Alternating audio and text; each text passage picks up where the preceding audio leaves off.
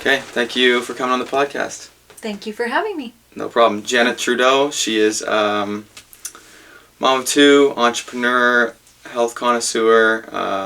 How else would you explain yourself? Health and hustle mama. Honestly, I'm all about putting the health before the hustle, because what we can do as moms and, even entrepreneurs, we can put the hustle before the health, and then, health happens and we're like, oh my gosh, we should start prioritizing our health. So my brand is a constant reminder to myself as well, just to make sure that you're prioritizing your health. Our health is wealth. So health and hustle mama. How'd you get into health? Oh, well, my journey started when I was actually 13 years old. I ate nothing but hot dogs. I probably could crush like 6 hot dogs in a day. I was an emotional eater. I won't lie. I struggled internally with that self-worth and that self-confidence. And I remember my Auntie Kelly, who is someone that's near and dear to my heart. For those that maybe live in the Grand Prairie area, they might know her. Kelly, it was Kelly Head at the time, but Kelly Darling now. And I remember she had took me to Hawaii with her for 2 weeks. So at age 13, very blessed to be able to go and do that. And I remember still, we were driving from Lake Louise to Calgary. We were going to catch a plane ride, and she had said to me in the car, she said, hey, she probably could tell that I was like not the healthiest. And so she was just trying to, be a positive influence in my life. And she said, hey, what's your thoughts on when we go to Hawaii for the next 2 weeks? Why don't we follow this? It was back in the day, it was called the Eat Clean Diet by Tosca Renault or Renui or something like that. And I still have that book to this day. And so she said, why don't we follow this Eat Clean and just see what your body does, like how it transforms. Have you ever done anything like this before? And I was like, no, I've never, but I'm definitely open to a challenge. I, grew up playing competitive sports. I'm definitely down for like something to be challenged.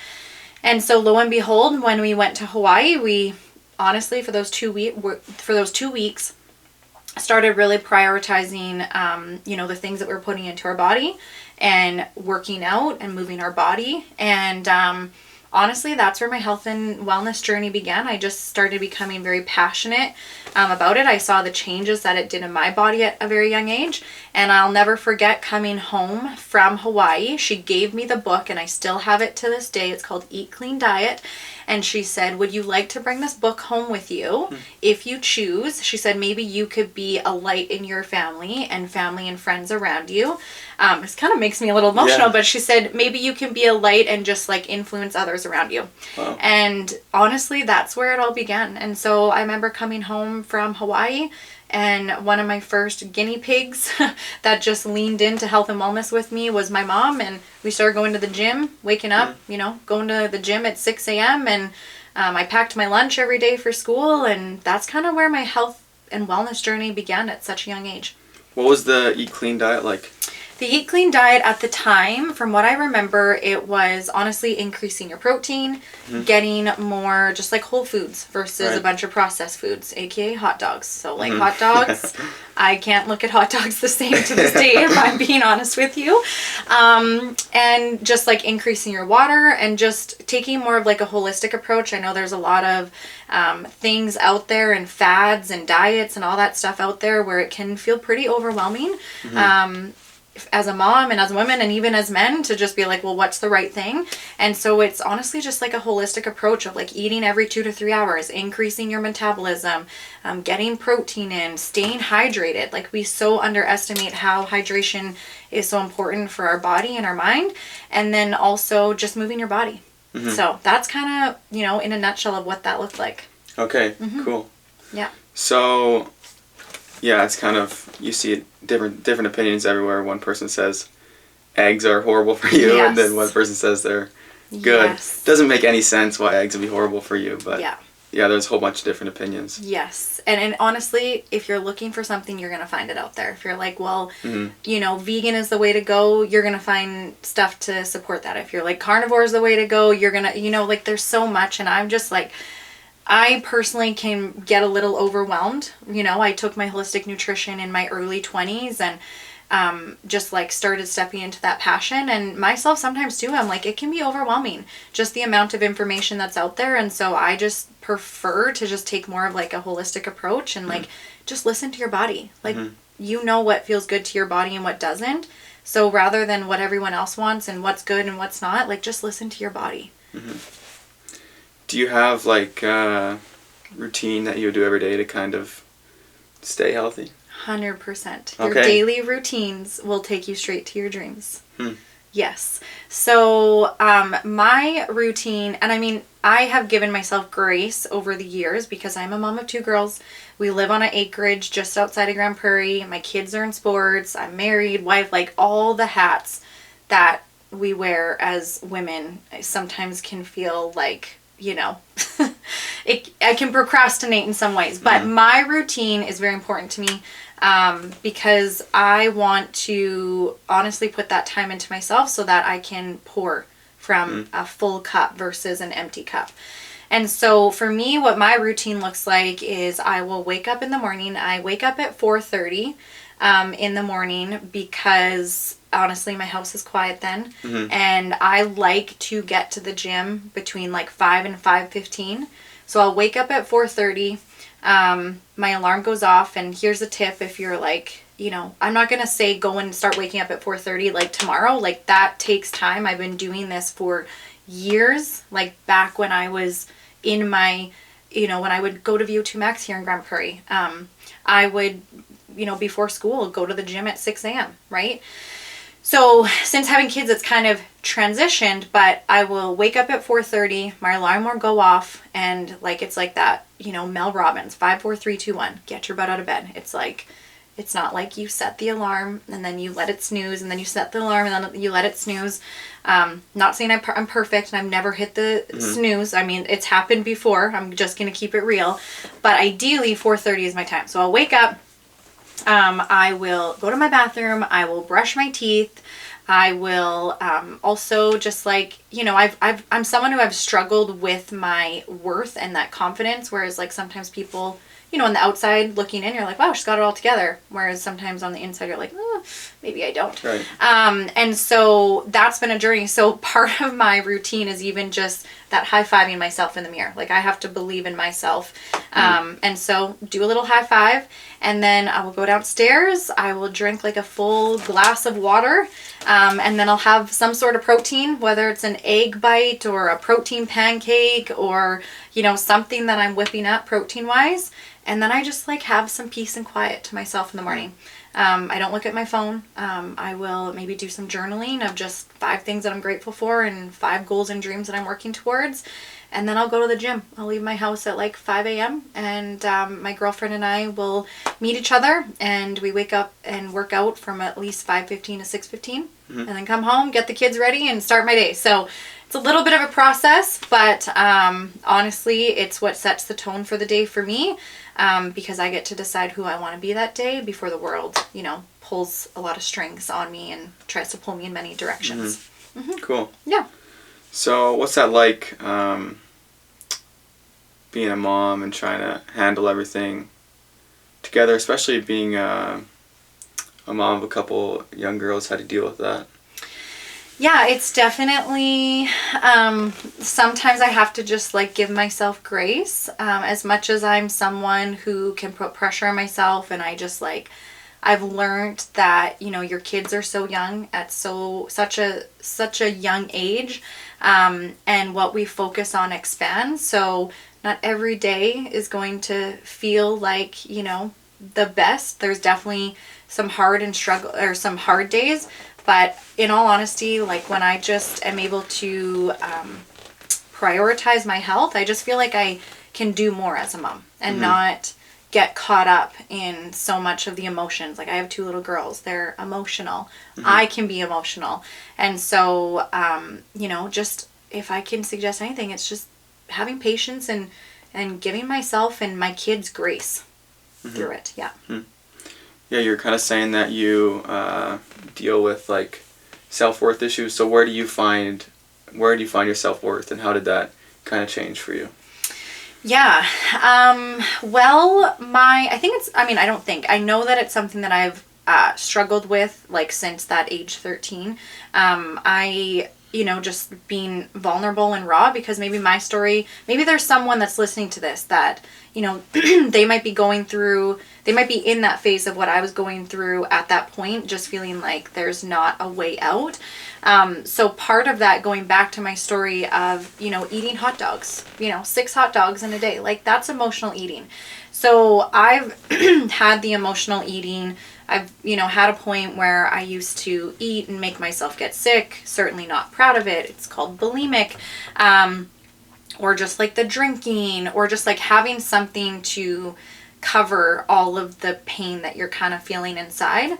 And I've literally tried to fight that battle for so many of my own years, just feeling like I had to have it all together. And a lot of that confidence decrease, comes from things within the past. There was a time where I was asked to do something that wasn't very appropriate, and so I've held a lot of shame over myself from that, and a lot of guilt. And so finally at 31, just reaching this point where I'm like surrendering and learning to let that go, and knowing that it like wasn't my fault, and that life happens for you and not to you. So I'm starting to like piece all the pictures together. And so part of that worth in so many years of just trying to act like I have it all together, I would say there's 2 things, that's really helped is, for basically self-confidence is like, when you say you're going to do something, keeping the promises that you make to yourself. That's how you start to build that belief internally and like build your own personal confidence. But for me, it's also been leaning on my faith. Like, I started having a faith. I never really grew up in a faith-based family. Like, I know we did go to church. We didn't really talk a lot about God, like maybe little bits. But I never really realized the relationship that I could have with God. And so once I started leaning more into my faith and realizing that I don't have to have it all together, and that I can do some healing, and just being able to lean into that faith, I've been able to grow more of my worth through that, and just being able to keep the promises that I make to myself, not leading into those temptations, and just doing that personal work on myself personally, but also with God's help. Kind of like know whose you are. Yes, exactly. There's a song that like made me sob when I started my faith journey, that You Say by Lauren Daigle or something. Oh my gosh. It just like, if I'm ever feeling not worth, like full of worth, I just go listen to that song and I'm like, okay, we're good. Yeah. I'm cool. Beautifully made. We're all beautiful made as we are. And, we all have gifts to offer. So leaning into that. That's awesome. Yeah. So you're actually like very successful entrepreneur. What motivates you, and what do you think sets you apart from the rest? Well, thank you for saying that. Sometimes, it's hard to hear that from people, but that goes down to that self-worth. And I guess one thing I'll even say with that too is like rebuking those thoughts. Like I've listened to my thoughts, and it's also creating awareness. You're like, okay, like, why am I thinking this, right? It's like the enemy's going to try and pull you down, especially when you're succeeding in life. Like when you want things in life, and I don't think that it is bad to want more out of life, right? And I think that's like a God-given 100%, 100%. And like, when you surround yourself with certain people, you just think, gosh, what the heck is wrong with me? Like, I remember at one point being like, you're an eagle, right? And like when we're hanging out with a bunch of chickens, life is literally like a cage that is wide open. Like we can literally go out of that cage, and just start spreading our wing at any time. And so it's like how and who and how we spend our time and who we surround ourselves with makes a huge difference. And so now I'm like, I know I kind of went over here. Right. What motivates you? What motivates me? Honestly, since I've had my kids, that's been a huge motivator. And it's more than that. Like, I was raised by my parents. My parents are phenomenal. Mike and Shauna Head, they, like, honestly have given us a really great life that I'm so grateful for. My dad had his own businesses, and he worked away quite a bit. And, you know, he was here and there, and, you know, when he was home, we did some really great activities, and my mom was a stay-at-home mom, and, you know, she was there for so many things. Like, she was able to give us the life that we wanted. And so, honestly, my biggest why, and like, your why should make you cry, and now it's kind of getting a little bit emotional, and I'm not holding it back, but my why is just, I want to be a mixture of my parents in the fact that I want to be a mom that's providing for our family, but I also want to be a mom that can be able to do all these things with my kids and be a present mom at times, and just give them that life, because in a world that just kind of feels a little unbalanced at times, you know, in today's society, I just know that it's really important that, like, I'm their mom, and I only have 18 years before they start to go out to the world to do what they can. So to answer realistically your question, getting down to the core, is like, I want my kids to honestly, when they get older, be like, wow, my mom was bold, and like, she was fierce, and that she could do hard things. And that's what I tell my kids. If they are up against a battle, or my daughter's like, I don't want to do my super deeker, or I can't do this. Anytime I hear my kids say, I can't, I say, girls, you know, I understand that you feel like you can't, but I'm like, in this family, we do hard things. And sometimes doing that hard thing can feel scary, but like, it is worth it.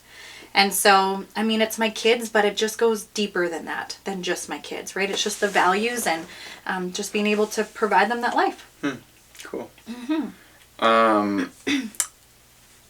Do you deal with rejection in your industry, and if you do, how do you deal with that? All the time. Okay. I get no's all the time in my industry. I have been putting myself out on social media and Instagram and just in my business for years. I have gotten so many no's. I have a bigger list of no's than I do yeses. And to, you know, navigate those rejections, I've learned that, I mean, you know, they always say no is a new opportunity to ask people again at some point. And, you know, it is, right? It just might not be their time right now, and that is okay. We all have life that's happening. And so all that I can do is, like, I focus on building genuine connections and being, you know, in the industry of being a professional, you know, friend maker. I'd rather just be a good friend. And if it's a fit for someone, great. And if it's not a fit for them, absolutely no worries. Right. Like, I know that I have something that makes a difference in, you know, men and women's lives, and especially moms' lives. But if it's not right timing for them, then I'm just going to love on them for where they're at. It's all good. And I'm going to continue to show up whether they're here or not. And just, you know, stay consistent. Like, I will, if I can suggest one thing through the nose for a person that has had, like, I have pages of no's, is just continue to stay consistent, because there are people that need what you have, and if you let that one no get to you, you are doing a disservice to many people that need what you have. And those no's, I think, they 100% make you stronger, because you learn how to build your posture, and you also you have to learn to believe in yourself, because those no's will bring a lot of your belief down in what you're doing. And, you know, you're like, gosh, can I do this? Do I even have what it takes?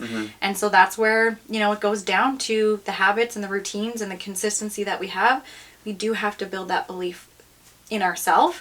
And so just pushing through that and staying consistent. Yeah, in your industry, you manage a team of people. So what are some things that you learned about managing people? I've learned a lot. I have come from an industry where I've had to pull a lot of people. Pulling meaning I've wanted it more for them than they want it for themselves. And damn, I will be your biggest cheerleader, like 1000%. And so if I've learned anything too, it's like, I can't do anything for an undisciplined person. So I am looking for, like, women that are hungry, that, like, they have a burning desire. They want more in life. And they're willing to just, like, push through those rejections. I've learned, though, that, you know, motivation is internal with working with people as well. And so they have to build that belief in themselves. Like, it's like raising children at times. You want to grow for people more than they want to grow for themselves. And so, just loving on them for where they're at, but understanding that we can't skip the parts. Like I remember starting, my business when I was 21 years old, 22 years old, right? And I would constantly compare myself to people that had gone before me or whatever. And it's like, just repetition is the mother of all skill. So, just continuing to put in those reps. And so that's what I tell a lot of women that I do coach and that I do mentor, is just continuing to put those reps in and to build that belief and to just hang around the fire, and be hungry for wisdom. And so, just when people have that burning desire, they'll do whatever it takes to make it happen. So usually when people fail, you just see that they just don't want it as much, or? Well, when people fail, it actually gets to tell you a little bit about their character. Because are they going to let the failure stop them and destroy them, or are they going to take failure and learn the lessons from it? I've failed many times in my life, in my journey. But I'll be honest with you, if I didn't fail, I wouldn't have learned the lessons that I have today. I wouldn't have the wisdom that I have today. And I think failure is a beautiful thing. So, when I am working with people and maybe you do see them struggle a little bit or you do see them fail, you can guide them. You can guide them in the right directions. Finding people. So for myself personally, when I say was struggling or failing, it's finding people that have what you want, leaning in, being coachable, and humility, being humble through your failures. Humility is the access to wisdom. So when we can humble ourselves, meaning our ego just kind of takes a back seat and just goes and sits back there, and we just humble ourselves and we lean into the uncomfortableness, we can learn a lot of wisdom through people who have gone before us. So, even going back to that question of what does that look like when you're helping people, it's they have to be coachable as well and somewhat humble. I've worked with a lot of people that sometimes some of them have egos and they're not coachable. So I have to let them fall on their face. But if they're humble and they're willing to learn, it can get easier from there. And so when it gets hard for people, there's normally 3 things that I've noticed that happens is, number 1, they'll either quit or they'll give up, which I don't want to happen. But the reality is just, maybe it just isn't a fit for them, and that's totally okay. I'll still love on them for where they're at. It's all good, right? The second one is, they'll either figure it out themselves or they'll ask for help. And I always hope that people will ask for help, because leadership is by permission. So, yeah. So, do you think that anybody can do that job? Because I believe that people have different giftings, and I think that you can't put everybody in the same box. So is that something that you kind of see before, while you're talking to them? Because some people will have more of a friendly attitude. Some people are more numbers people. Everybody has different giftings. So do you think when people are failing, do you think everyone can do this industry, or do you think when people are failing, it's just that they have a different set of gifts? That's a really good question. I've never gotten that question before.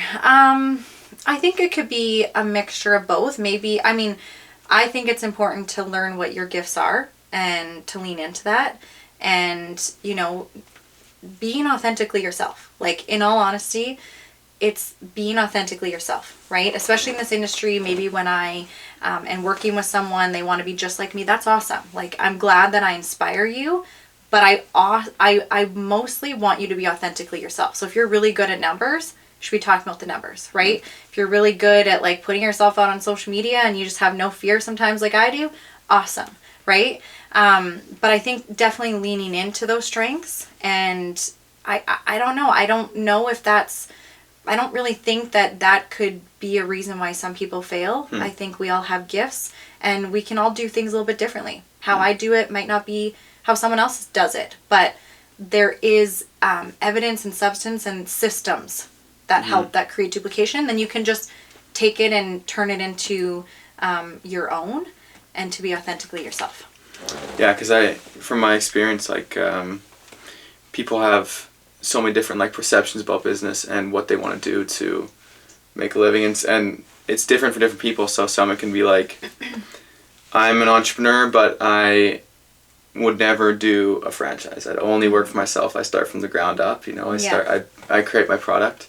Whereas some people are like, oh yeah, I'm an entrepreneur, but I'm gonna like I work best under this like structured system that somebody's already created and it's proven to work. 100%. And then some people are like, oh yeah, I work best as an employee, you know. Yeah, and I mean, it also goes down to like one of the first things that I'll ask people when I start working with them, that I just ask them, like, you know, if you could wave a magic wand, like, what are things that you want in life? Like, what are things that you want? I think it's important to know where you're going. We do have to begin with the end in mind. Mm-hmm. But I also have seen a lot of people, and maybe this also goes back to that, you know, part of failure is like people are just scared to dream and to believe, but most importantly to dream, because our goals and stuff can feel very out of sight, but I don't it's not a selfish thing to want more. Mm-hmm. And you have to know where you're going, so it's beginning with the end in mind. Mm-hmm. And that's going the vision. That's exactly what I'm like, what is the word? Gosh, it's like the vision podcast. Yeah, you have right. to have a vision of where you're going, and leaders have vision. Mm-hmm. And so it's important to have that vision of where you're going. Mm-hmm. So for people that are listening, if they don't have a vision, have a vision. And like even take it that one step further, is like have a vision, but then create an environment that allows you to see your vision. So, like, I'm big on vision boards. I've literally done a vision board for the last 10 years. Like, for people that are like, those things don't work. I'm like, I have had one for the last 10 years, and it's so much fun doing them in December every year and being like, damn, like, you just put your head down sometimes, and then you don't even look up, that you're like, oh my God, you look at your vision board, you're like, wow, okay, I'm actually a lot farther than where I thought I was, right? Because sometimes when you are putting a lot of the work in the reps, you're like, oh my gosh, I just feel like I'm going. But it's like when you actually take that time to look at it, you're like, okay, no, I'm actually right where I need to be. So like vision boards are important, or, you know, putting things in your environment, the music that we listen to, the people that we surround ourselves with, just plays a huge role in that, in that internal belief. So vision, yes. Are you excited for the Make America Healthy Again movement? Yes, I am. It's, I mean, there's a lot on social media and stuff like that. Sometimes I just ignore the noise and just take that holistic approach to it all. But I definitely think it's important to make America healthy again, 1,000%. And that starts with our daily routines and what we're doing. So how, like, I don't really know what the right word to put this is, but like how far down, like, I guess the rabbit hole would you say you are? Like, would you be like a cold plunger, someone who like does grounding, or like how much do you buy into those things? How much do I buy into those things? In moderation. I mean, I'm definitely not opposed to trying things. I haven't done the grounding sheets, to be honest with you. My grounding, I know it sounds kind of crazy, but like I love talking on the phone. So in the summer, my grounding is like, I literally, when I'm working from home, I go to my backyard and I just like take my shoes off and I'm on the phone walking around in my bare feet. Like that is my grounding. And winter, I'm a wimp when it comes to winter. I'll be honest with you. But cold plunges, 100%. I love the sauna. I love the sauna. Like I love the sauna. And I do really enjoy cold plunges for sure. I actually, when I played competitive hockey back in the day, I remember my legs were so sore one day. So sore. And I was like, how am I going to get through this game? And back in the day, it was like, someone said, do an ice bath. And I was like, I'm going to do an ice bath. And I did an ice bath. We were in a hotel. I filled up my bath with a bunch of ice. And I went in and I sat in the bath. It was the coldest bath experience in my life. I hated every second of it. But did I ever have the greatest game of my life? And so when they started coming out with this like cold plunge stuff, I was like, going through like the Wim Hof. My husband's you know, big into Wim Hof and the breathing and the, the cold plunges and stuff. But I definitely, there's definitely something to it, some science behind it. And I mean, I also, Tony Robbins, he starts his day with a cold plunge every day. I'm not that extreme yet. Yeah. I'm a wimp in winter, I'll be honest with you. But I am all for ice baths for sure. There's definitely been some really great benefits for people that have done ice plunges, for sure. Is there somebody you learned from specifically, would you say? For ice For plunges? like health, like maybe like a...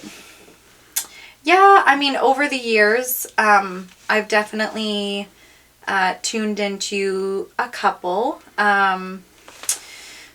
Some to name off. Well, I mean, it started with the Eat Clean diet for sure. And then when I took my holistic nutrition, just honestly my books from there. Like, I still have my books from when I went to Calgary, CSNN, Canadian School of Natural Nutrition. I still have books from there. I can't think of like one right off the top of my head right now, to be honest with you. But as far as like other information that I do love to follow and podcasts and stuff, I love the Ed Mylett and Mel Robbins right now. That's kind of like this week. And obviously the Vision podcast. Like, I just found this. I just got introduced to this podcast, like, when was it? Like a week and a half, 2 weeks ago. And I've been listening to some of the podcasts on there. So let's go. Free plug right there. Yeah, there you go. Kudos to you. Yeah. Yeah, so I'm wondering, how did you find Jesus? How did I find Jesus? So, well, I remember one day, clear as day, my friend Nikki Bissell, we went to their lake lot a couple of years ago. It was like in June or July or something like that. I can't remember. Anyways, I'll still remember that day. Her and I were like floating off from everyone else, and I was talking about universe and like spirit and all that stuff, and she's talking about God. And obviously when she would bring up God or Jesus, I would kind of be like, oh gosh, like, oh, it's too intense. I just was like, no, this is too much for me. And so then finally I just kind of started asking her a bunch of questions, and like all the things that she was saying kind of aligned with what I believed. And then, it kind of got me thinking a lot more that day. I'll never forget too, I said, what kind of music do you listen to? Because we were going to play some music. She's like, I like Christian music. I was like, oh my God, like, what am I doing? Like, no word of a lie. She's like, you'd be surprised, Jenna. There's a lot of music on the radio that, spreads the light. And I'm like, I was like, try me. So she shared some songs and I was like, oh, okay, wow. So then I started, hearing it through the music, or through the radio and music more often. And then December of 2021 was kind of like I remember I came home and just was in a really dark space. And honestly, I remember laying in bed that day. I just struggled, like, even being a mom and being a wife. And I just came home that day and I just said to my husband, I'm going up to our bedroom. Like, I don't want to talk to anyone until tomorrow morning. Like, just leave me alone.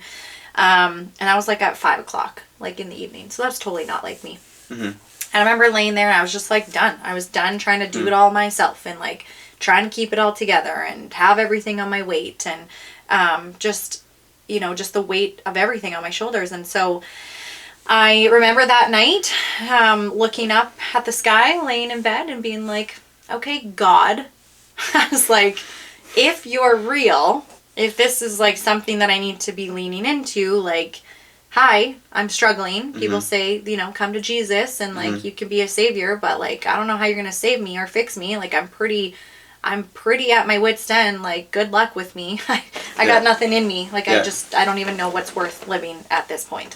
And so, that was kind of the beginning of it. The next day I called Nikki and I was like, tell me about this God thing. Like, what do I do? And so we did the prayer and, Jesus, died on the cross for us and removed the sins and all that stuff. And she's like, okay. Cool. And I was like, so now what? Like, I need to know, like, tell me what to do. And so got a Bible and, everything just kind of started from there. So, I'll be honest, it's only been about 3 years since becoming a believer. That's awesome. And leaning into my faith, which has been really cool.